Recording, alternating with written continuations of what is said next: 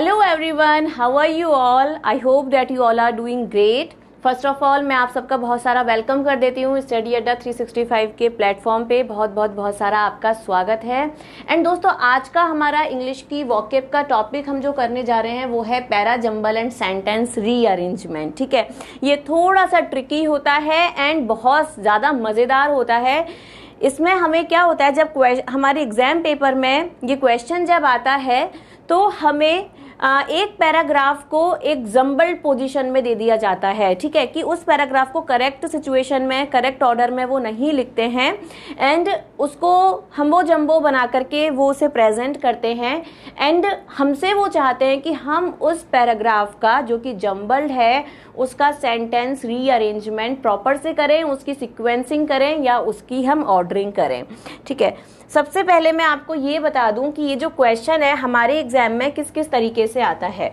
ठीक है, या जैसे उन्होंने आपको ए बी सी डी की फॉर्म में 4 ऑप्शंस देंगे। ठीक है, 4 उन्होंने आपको सेंटेंस दिए।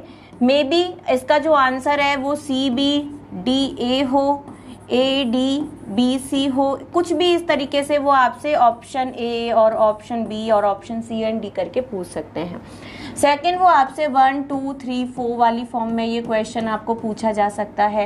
एंड इसमें क्या है ना कि वो आपको पैराग्राफ प्रॉपर बना के नहीं देंगे, उनके सेंटेंसेस को ब्रेक कर करके अलग अलग सेंटेंस वो आपको बनाने देंगे एंड आपको उन्हें फिर रीअरेंज करना है। ठीक है, उनका ऑर्डर या सीक्वेंस, ये 2 चीजें हैं जो वो आपसे वहां पर सेट करवाएंगे। एंड थर्ड, ये एक आ सकता है PQRS वाली फॉर्म में। लेकिन करना आपको सब में एक ही चीज है, आपको उसमें उनका ऑर्डर ठीक करना है। ठीक है, अब आप कहोगे कि मैम हमें इनका ऑर्डर हम कैसे ठीक कर सकते हैं ना, हमें कैसे पता लगेगा कि which is to place first and which is to place at last, है ना, कौन सा वाक्य हम पहले लिखें, कौन सा वाक्य हम लास्ट में लिखें। क्योंकि अगर हमने इसमें जरा सी भी मिस्टेक कर दी तो पूरे सेंटेंस का मीनिंग अर्थ का अनर्थ वाली बात हो जाएगी, है ना। तो अर्थ का अनर्थ हमें नहीं करना है, वहां जो उन्होंने ऑलरेडी अनर्थ किया हुआ है ना, जो ब्लंडर उन्होंने किया हुआ है, हमें उसे सही मीनिंग में, सही अर्थ में हमें उसे सेट करना है। अब ठीक है, अब इसमें पैरा जंबल या रीअरेंजिंग जब हम करते हैं किसी सेंटेंसेस की या पैराग्राफ की, तो उसमें हमारे पास कुछ चीजें होती हैं कि हमें किन चीजों पे ज्यादा ध्यान देना है। Things to work on. एक तो आपको ये पैराग्राफ, ये सेंटेंसेस जो हैं थोड़े छोटे भी आ सकते हैं एंड कई बार ऐसा होता है कि ये बहुत बड़े बड़े फॉर्म में भी आ जाते हैं, तो आपको पैनिक नहीं करना है। ठीक है, आपको एक तो सबसे पहले वहाँ पेशेंस के साथ आपको पूरे एग्जाम्पल्स वहाँ पर पढ़ने हैं। ठीक है, पेशेंस रखना, ये नहीं कि मैं क्या करूँ इसमें क्या ना करूँ, बहुत ज्यादा लंबी चौड़ी लाइन्स देख करके कंफ्यूज नहीं होना एग्जाम में। या अगर कुछ ऐसा आ गया जिसका मीनिंग आपको एक्यूरेट नहीं आ पा रहा है तो भी कंफ्यूज नहीं होना। हो सकता है आपको मीनिंग ना आए, लेकिन अगर आपको ये कुछ ट्रिक्स जो आती हैं जो मैं बताने जा रही हूं, तो इनसे आपके पूरा क्वेश्चन आप अच्छे से सॉल्व कर सकते हो। ठीक है, सो सबसे पहले तो इसमें आपको जो करना है वो ये है, read all the parts carefully. ठीक है, केयरफुली, बहुत अच्छे से आपको इसके सारे पार्ट्स करने हैं। ठीक है, पढ़ने हैं, पेशेंस के साथ पढ़ने हैं। सेकंड, जब आप इसके सारे पार्ट्स पढ़ लोगे बेटा, तो आपको एक स्टोरी मिलेगी, एक आइडिया मिलेगा कि ये पैराग्राफ ना ये हमसे क्या कह रहा है। अगर ये छोटा है और अगर इसके इजी वर्ड्स हैं तो आपके लिए इसकी स्टोरी फाइंड आउट करना, इसका मीनिंग फाइंड आउट करना, इसको कनेक्ट करना बहुत ही आसान हो जाएगा।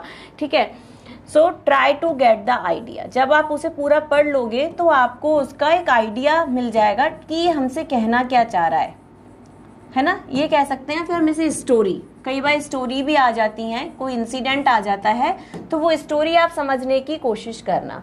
ठीक है, अब जब आपने उसका स्टोरी पढ़ लिया, इसके बाद आप क्या करोगे, कुछ चीजें ऐसी होती हैं जो कि सेंटेंस के बिगिनिंग में आती हैं एंड कुछ चीजें ऐसी होती हैं बेटा जो कभी भी सेंटेंस के बिगिनिंग में नहीं आती हैं। ठीक है, सो आपको वो मैं अभी आपको बताऊंगी, लेकिन जो भी चीज ऐसी है उन्हें आपको एलिमिनेट कर देना है। Eliminate which can't be first और लास्ट।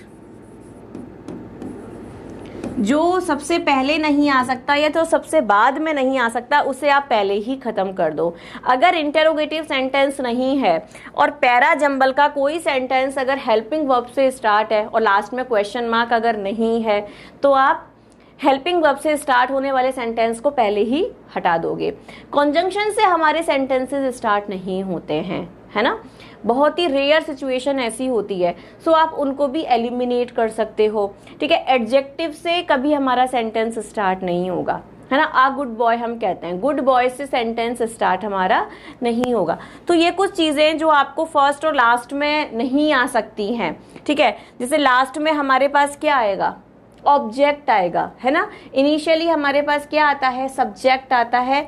ठीक है, तो इस तरीके से आप एलिमिनेट कर सकते हो कि हाँ ये चीज पहले आ जाएगी, ये चीज नहीं आएगी। वो मैं अभी आपको एग्जाम्पल के साथ भी बताऊंगी।